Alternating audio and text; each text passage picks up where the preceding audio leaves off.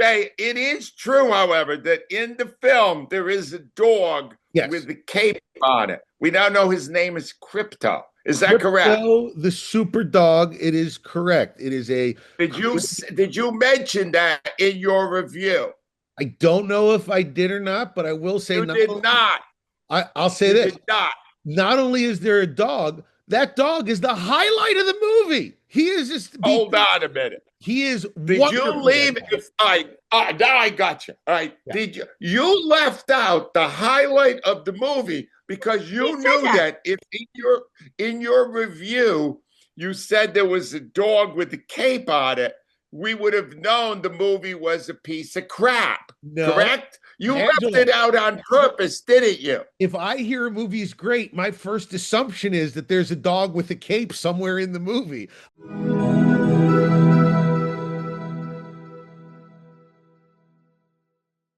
And welcome back, everybody.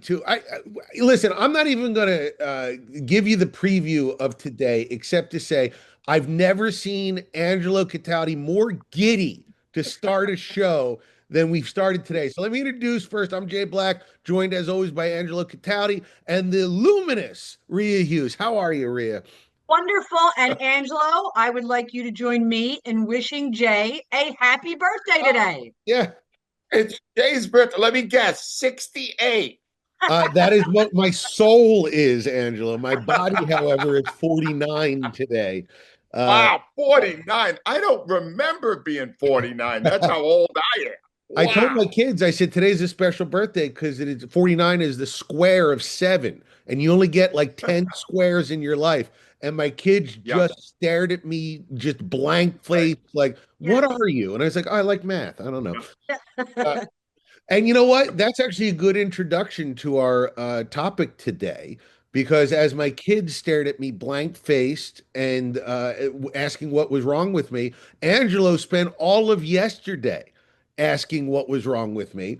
We'll start with where we ended last week, which was the Superman movie. I get a call. I'm driving down to my family's vacation home in Virginia. I get a call yesterday from Angelo, and Angelo says, you got to see this takedown of Superman by Mike Francesa. And I said, Mike Francesa, I thought he was shipped off to Krypton years ago, but no, he's around. He's got a podcast. And Angela, tell me about this takedown and what you love so much about it. All right. Well, first of all, Superman is the #1 movie in America. It did great its first week. It's tons and tons of people are lining up to see it. And my son I was on the beach doing nothing as usual yesterday. And my son, he said, Dad, you got to see this. Mike Francesa did a takedown of Superman like nothing I've ever seen. So I went right to it. And there's a lot of people on the beach. And I start playing this in my ear, right? Because there was no transcript. They had a list. And I'm glad I did it because Mike took this thing down so bad that it was like he was saying stuff in there that was so funny to me. I started laughing where I was almost choking, and somebody asked me if I was okay on the beach. That's how funny it was. All right. So what I want to do here, since you gave it a rave, right? You did give it a rave. And I stand by it. 9 out of 10. 4.5 stars. Said it was amazing. So I'd like to do something we used to do a lot on our old radio show. I would like to put Jay on the witness stand and treat him as a hostile witness. So we could get the bottom of who's right here, Jay or Mike Francesa. You think he's hostile now? Wait till you get home later tonight. my Marissa Tomei invitation. Yes. All right, Jay, I would like to start by this. Yes. Why exactly did you recommend so highly the movie Superman? I have one criterion when I go into a movie theater, which is, was I absorbed into the movie and did I walk out feeling like I had a good time? This movie starts in media res. It does not take a breath. The couple of times it slows down has an emotional wallop, and the rest of the time is pure action. I loved it. Okay, so let me go over a few of the points Mike Francesa made Yes. about what he is calling the worst thing he's ever seen in his life and pure torture. The movie. If I Number could one, just 1 second, yeah. could you imagine being on the beach in South Jersey, walking by a cackling Angelo Cataldi, listening to Mike Francesa talk about Superman at full volume? A lot of people probably thought they were hallucinating yesterday. Rhea, objection. He is not allowed to turn it on me. I'm the lawyer. All right. Yes. I'm the prosecutor. Sustained. Sorry. Sustained. All right, Objection Mr. sustained. Mr. Black. Yes. Is it true that Mike says that basically for 2 hours Superman gets the crap beat out of him in this film? Is that correct? I don't think it's fair to characterize him as getting the crap beat out of him. I will say this. The big knock against Superman for the last 50 years is you can't make him the lead of a movie because he's too strong. So all James Gunn did to solve this problem was to create characters that were as strong as Superman.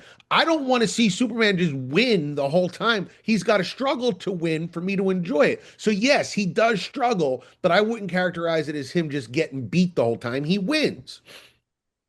Is it not true that yesterday when I was on the beach and called you, you said that yes, he did get beat up pretty much for the 2 hours? He got beat up, but he wins. Are you changing your story now, Mr. Black? So I think that the characterization of getting the crap beat out of him implies that the movie just has Superman losing the whole time. It's like Rocky. Would you say Rocky is getting the crap beat out of him the whole time? Kinda, but he wins at the end, so it's good. None of this was said yesterday during our conversation. Is that Immaterial. correct? Objection. Immaterial. He doesn't get. Rhea, do something. What kind of judge are you? You're letting him get away with stuff.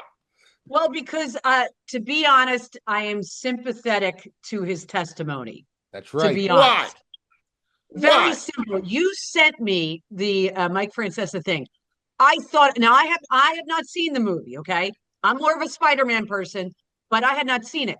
Clark walked in and I said, Clark, did you see he was with his dad this weekend? He goes, yeah, I saw it. I said, watch this review. As he's watching it, wrong. See, that's a smart kid. Not only was he upset about it, Ange, he wrote like a 2-page review. I'll just give you a couple of highlights. Jay's going to post it so people can view it. Superman was actually only beaten up once. If you go to the movies just to see the hero beat the villain with no consequences, you are simply a boring person. Crypto the Superdog has been in the comic Superman since 1955 and featured in 7 films. Also, I don't know why he's obsessed with the spaceship part. Does he not understand the movie is about an alien? And the last thing that I thought was Clark's best point, he literally states he doesn't like sci-fi movies. I don't know how anybody could take you seriously if you don't like sci-fi. If you think it's garbage, don't watch it if you don't like sci-fi. So, but Clark was not happy with Mike Francesa's review. I will be, just so you know, I will be nominating that piece of writing by Clark for the Pulitzer. I'm putting it to the committee later today. Hold on. First of all, I'm going to need to depose Clark Cohn. So have him drive to CI later today. He's a big talker, but he doesn't face any. I want to challenge him about some of this stuff because I'll challenge Jay. You can debate a teenager? You can. It's been a long time since you've debated a teenager. Yeah, I never won, by the way. I'm unwinning. I can't win that way. Jay, it is true, however, that in the film there is a dog with the cape on it. We now know his name is Crypto. Is that correct? The super dog. It is correct. It is a. Did you mention that in your review? I don't know if I did or not, but I will say you did not. I'll say this. Did not. Not only is there a dog, that dog is the highlight of the movie. He is just. Hold on a minute. He is. Did you leave? Now I got you. All right. Yeah. Did you? You left out the highlight of the movie because you knew that if in your review you said there was a dog with a cape on it, we would have known the movie was a piece of crap. No. Correct? You Angelo, left it out on purpose, didn't you? if I hear a movie is great, my first assumption is that there's a dog with a cape somewhere in the movie. I just assume everybody else is like me. This is a pure aspect of Silver Age comic book joy. If you were a kid in the 1950s, which you were, Angelo, and you read comic books, this would be something you would know. James Gunn is giving you the Superman you grew up with. No, he is not. And I'll tell you why. Because the one I grew up with, which was in 1959, Steve Reeves was the main guy then, right? George Reeves. That George was, Reeves. where is it? George Reeves. I'm George sorry. Reeves, yeah. There was no freaking spaceship in Superman. But according to the Francesa review, a spaceship lands on the roof of the Daily Planet building? Yeah. Is that true? First off, your Superman had a budget of $81, and they got all of their props out of a Cracker Jack box. They would have put a dog and a spaceship in had they had the budget, Angelo. There isn't a spaceship. It's Mr. Terrific's flying sphere, and Lois Lane has to fly it. It's actually one of the better scenes. The entire Daily Planet staff, except for one character played by Beck Bennett, is nonplussed by all the happenings going on in Metropolis, and they just go into a spaceship and they fly off of. It's funny and it's cool. And can I give you one more comment by Clark that he said in here? Please. Because yes, it appears that Francesa was obsessed with Jimmy Olsen and women. Yes. Here's what Clark said. Jimmy Olsen had like 6 minor scenes where only 3 girls in the movie looked at him. It's called a running joke. I don't know if he understands what that is, since all he does is sports. All right. I didn't want to have to do this, Rhea, but I have a surprise witness to call. Oh, my Please go on the stand to Miss Rhea Hughes. Yes. Rhea, you're on the stand now, okay? I'm ready. Rhea, did you see the movie Superman? I did not. Are you merely here as a spokesman for your 16-year-old son? Not 16 yet. That's in a couple of weeks. He's 15. Yes, because I showed him the Francesa thing, and he literally was like, no, none of that is true. So right, I'm just one by what Clark... question. Yeah. Yes. Who do you feel did a better job of defending the awful movie Superman, Jay Black or your son Clark Cohn? Well, 100% Clark Cohn, because he's obsessed with Marvel and DC. That's all he watches. All right. We are now seriously considering, Rhea and I considering a change in roster here at the TV show. Black out, Cohn in. Possibility. I would be happy with Clark Cohn coming in. May I also suggest adding a dog and a cape to give review. And one last thing, one positive thing from the dog being now, Jay, and was the dog a rescue in the movie? Yes. So one positive thing, and Angelo, we will all agree with this. Rescues have jumped in the United States since the movie came out, and they're attributing it to crypto. Wow. All I know is if you'd have said a dog with a cape on it last week, Jay, I would have crushed it. Come on. That's not Superman. But all right, fine. Let's move on. We got a lot more to do. Jay, take over here. So one thing I wanted to bring up about Superman, which I found very interesting, was regardless of what Francesa says, the Rotten Tomatoes is running, at last I checked it, like 97% audience score, 85, 86% critic score. It is a hit. It's 93. You're even lying now. It's 93. Oh, my God, it's 3 points. Stop. You know what that tells me? The people are stupid. That's what it tells me. As my wife, I still had my bandage on my finger for you, Angelo. Angela, as my wife will tell you, I tend to round up when measuring things. So it's a hit. That was a penis joke. That was a penis joke. Yes, we all got that, Angelo. I put a little cape on it too. Anyhow, we are this movie's a hit in America. It has made a bunch of money. The legs seem very strong on it. It'll probably do 350 to 400 million domestically. That said, internationally, Superman didn't do great, guys. Superman did about $90 million and is kind of flopping around the rest of the world. Now, Angelo, you might say that this is just because the Europeans have better taste than America, but is there a deeper reason right now? Does Superman, who is kind of quintessential American character, not resonate around the rest of the world for reasons outside of the movie, in your opinion? I think people are tired of superheroes. I think Clark isn't. Clark isn't because he's a young guy. He hasn't been around long enough to see them for so many years. But I think people, this genre is finally playing itself out. Rhea, you're around him. He still loves that stuff. But do you? We don't love that stuff anymore. No, but if it was Spider-Man, I would go see it. I'm like I said, I'm a Spider-Man fan, but like I'm not. I don't see all the Marvel stuff that he does. He's all into that. The next Spider-Man movie comes out, he and I will be there together. So like I have a particular genre for the Superman thing.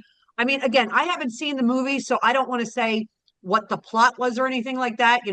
That Europeans. I just know from my British bias, storyline is key, not blowing things up. Sure. But listen, everything, what is it called? Deadpool. All those have done Bafo numbers, right? All over the world. Hold So on. I don't. I got to bring you back on the stand. Will Yes. you ever see this movie? Yes. Oh yeah. You will see it. Oh, absolutely. Okay. I I will have to not. see it because of Francesa's thing, Yeah. Clark's response to it, and I like going to the movies with him, and he'll go see it again, so it's fun. That's okay. So it's I here's what I would like. If you go to the show notes right now, you'll get to see Clark Cohn's full defense of Superman. I would love if you guys could weigh in. We got fan mail button. It says send us a text. We get all of them. Where do you stand on this? Did you see it? Did you like it?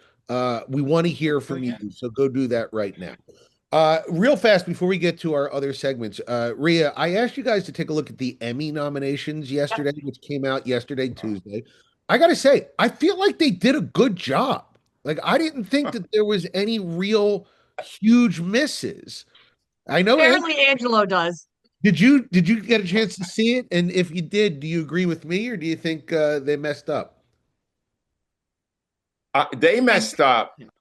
First of all, The Bear is not a comedy, will never be a comedy. To put it in the same category as The Studio, which was really funny, Right. is ridiculous. The Rehearsal didn't get a sniff. I think they got one writing award. They didn't get anything. It's the funniest thing I saw all year and the most creative. All right. And let me just say, Day of the Jackal did not even get a That's a fair point. nomination. Yeah. Yeah. It was so brilliant. It was so well done. So I'm just going to say, Rhea, we learned this a long time ago with the Pro Bowl. There were players. Who was the big, heavy guy, left tackle of the Eagles? But he was, I can't remember his name now, but I'm bad with names these days. But he got nominated 3 years after he no longer Jason play. Peters. Jason Peters. Thank you. She's still doing it, Jay. All these years later, she's still bailing me out. Jason Peters got named to the Pro Bowl 3 years after he was basically he turned into just a complete total turnstile. He was awful, and he kept getting nominated. You get nominated in these things by lazy voters. Right. The Bear does anybody think Bear season 3 was as good as the first two? So how did he get all these nominations? Yeah, because they were all just automatically voting for it. They didn't even watch it. We watched it. We suffered through it. Right. So they screwed. Look, I'm thrilled of two things. I'm thrilled. At some point, I'm hoping you get to see Adolescence. I know it's really hard for you, but the little kid, Owen Cooper, he got nominated. He's so brilliant. And Stephen Graham, who I know you've seen in some great British stuff, Rhea, they were great choices. It's Sterling K. Brown. Yeah, he's a tremendous actor. He's been in so many things. Right. Yeah. And he's in Paradise, and he was fantastic in it. So there was some good ones, but as always, it annoyed me. And The Amazing Race got nominated. I love The Amazing Race. Here's what they have to do, Jay. They have to change up the category. Bear has moments of humor, but moments of drama. We consider that a dramedy, right? Sopranos was a dramedy. Black Doves was fantastic. Okay, absolutely. It was bloody and funny. With Keira Knightley, as a spy and the guy she was with. I laughed sometimes while they were shooting people. Okay, because of the way the scene went. It got nothing. And how does that? Because it doesn't have as good a pub as Bear. They have to create another category. Here's what I will say: Uza Aduba, member of the Orange wears new, black is the new orange or whatever. Orange is the new black. She got nominated for The Residents, which Netflix canceled. Yeah, I loved it. How do you nominate somebody and they've canceled it after one season? And one other thing, I think, did Martin Scorsese get nominated? Let me see. Yes, he did. Yeah, he did, which he 100% deserved it. Right. I think the studio is going to be an all-time winner. I think it's going to. I hope so. It's a sweep. I think they're going to crush it because not only is it a great show, it's an industry insider show, and those tend to get rewarded. And I just want to say I agree with you, Angelo. Owen Cooper, the youngest ever Emmy nominee, deserves it. Wow. I'll be shocked if you know what? I won't be shocked if he doesn't win because he's so young. But it'll be a crime if he doesn't win because he was so good in what he did. All right, listen, Angelo and I disagreed a lot today, folks, but I'm going to say this. At the end of the day, there's one thing we do agree on, and that is our great sponsor, Steven Singer. Angelo, tell me about Steven Singer. Well, if there were nominations for jewelers every year, they would have stopped it years ago because there's no competition. Do you understand? Most jewelers, I'm going to reveal something here. I have it double. I represented two other jewelers before I encountered Steven Singer, right? It was first few years I was on WIP, and they did it the way most jewelers did it: big sales, all this stuff, and they would always give you the con. Oh, this is an amazing gem, when its quality wasn't that great. And then I encountered Steven, and right from the beginning, I went, "Wow, this guy's different." I said, "Where'd you get this 'I hate Steven Singer' thing?" And he went, "Well, I made it up. I did it." And I said, "Oh my God."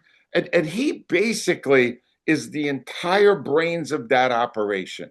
And I went, you know what? I mean, you don't have to do it the other way. You don't have to bump your price up so you can haggle it back down. You don't have to hold sales when you know what the value of the jewelry is when you put it in your case.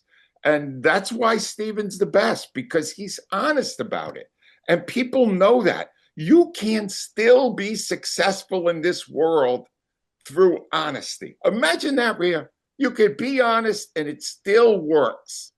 And here's the thing is, it's not just, we talk a lot about reviews. We had two, competing. The reviews for Steven Singer are always fantastic. And I don't have to go online to read them because it's the people I send there.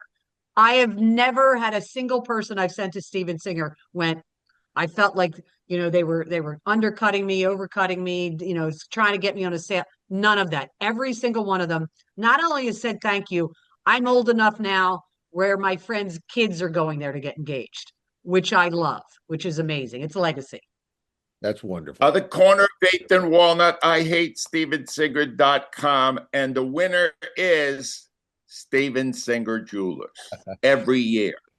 And you know what? Not only is Steven Singer is a winner, we get to be a winner because Rhea Hughes comes in every week with her British segment. What do you got for us this week, Rhea Hughes? I got one I'm really excited about. It's called The Level. It's on Acorn.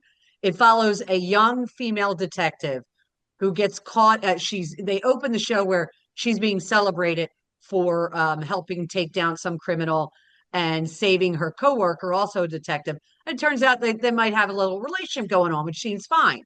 Well, in the middle of them, kind of having fun with the relationship, she gets a phone call, leaves, drives to Brighton, which is a part of England, a coastal town. And she's talking to an older man. And he goes, "I need you to do me a favor." And she goes, listen, I can keep you out of things, but I can't do you favors. It's clear they have some sort of relationship. And what it turns out is she had a very troubled childhood. Her best friend, this was his father, but it appears he's got some organized crime ties. While she's talking to him, I'm not giving anything up. This happens in the first couple minutes. He is shot and killed, and she's wounded in it by a bullet. And she kind of cleans herself up, goes back to work. They assign the murder investigation to her. The first episode is so wild because she is literally trying to take care of the wound to her side. It was a through and through shot, and while she's trying to solve this and keep people from knowing, she is the witness that both the murderer and the police are searching for. It's a twist that I didn't see coming. It's 6 episodes. I've already flown through 3 of them. I think you will love it. It's called The Level on Acorn. I like that because that's it sounds like something a tool in my toolbox. The Level. You have no, the teen segment is Clark recommended. Yeah, that was Clark and Superman. Yeah, we'll get a longer vision of Clark's appreciation of that movie if you go to the description right now. Clark and we got to get Clark and my son Keen to go to the movies together. I think they. Oh my God, that would be awesome. And we both love that AMC right near you. The AMC was it 24. The one right next to Reading Terminal. You go there and then you go get a lot of food. It's really awesome. Wonderful. All right, Angelo, what'd you watch this week? And if you would like to, I watched Mike Francesa's review of your movie, Superman. And let me just say that go to Francesa, Francesca, and Superman, and it will pop up because it's viral. Yesterday, Dave Portnoy of Barstool basically linked it, and it's so funny. That's all I can say. Whether you like the movie or not, you'll laugh. All right, that's all I can say. You will laugh. I will say that. I laughed my ass off. Super quick. Number 1, Always Sunny is back. It's Always Sunny in Philadelphia. It's fantastic as always. It's so great. I read a book about it called It's Almost Always Sunny in Philadelphia by Kimberly Potts, which tells you how improbable it was that this has become the longest live action sitcom in TV history. Wow. It's back for its 16th, maybe even 17th season. It's booked through 18. It's got a contract through 18. And it's still, every character is so awful.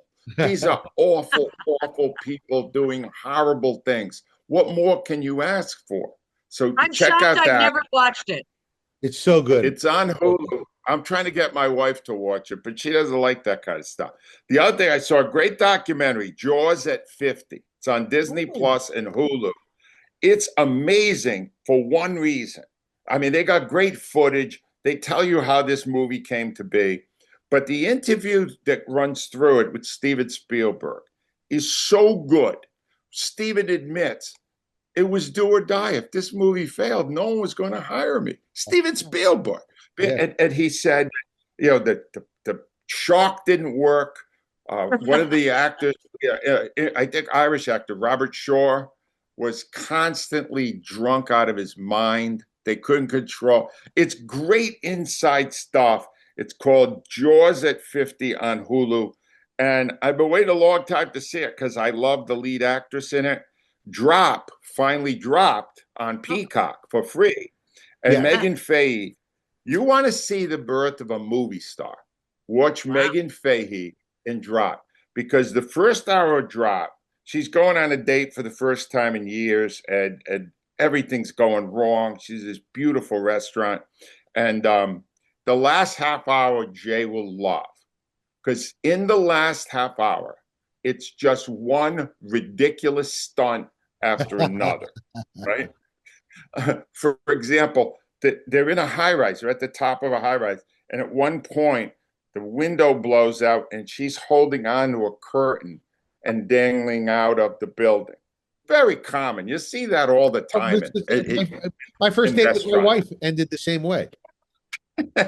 but let me just say, the first hour is great, and Meghann Fehy is an amazing actress, and she's going to be a superstar. You could tell. She's the next Nicole Kidman, I think. So those are 3 good ones. That's on Peacock right now. I want to co-sign Angelo and I.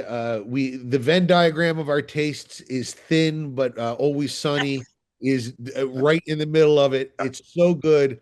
It's still going strong. Love it. And just a quick side note about Jaws, Angelo. Did they mention that there was talk because Steven Spielberg was never interested in doing a sequel, but he was interested in doing a prequel? Did they talk about this in the documentary? No, That they got I very don't think he close. wants to touch it.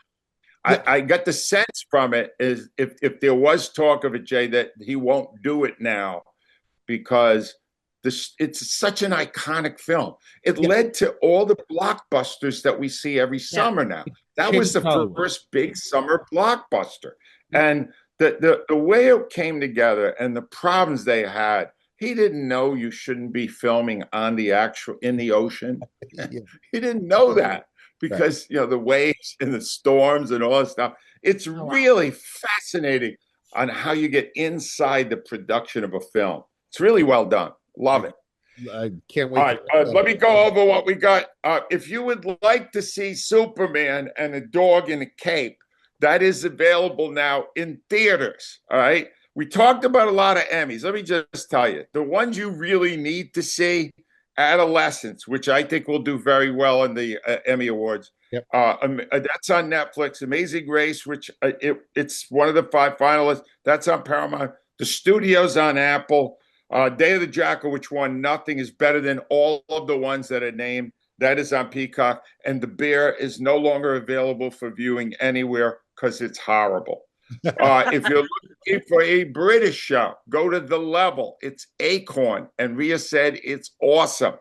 It's Always Sunny in Philadelphia is on Hulu. Jaws at 50's on Disney Plus and Hulu. And Drop is on Peacock. And you can listen to that man right there, Angelo Cataldi, by buying his audiobook loud, or you can read it and just imagine his voice by going to Amazon.com or AngeloCataldi.com to buy it there. You can also check out Rhea Hughes every day on the WIP Morning Show by going to YouTube. Much better looking at her than looking at us, that's for sure. And if you're in the South Carolina area this week, you can come see me at Myrtle Beach starting next Monday. I'll be there for the whole week at the Comedy Cabana. Go to comedycabana.com for tickets. You guys, this was a wonderful show, even though I got beat up. Jay, one last thing. Still standing. Can I offer something? I know we have a lot of people that follow us in South Carolina. Yeah. If you're going to Jay's show, just for fun, wear a cape. And on that note, ladies and gentlemen, we'll see you next week. Thanks for joining us.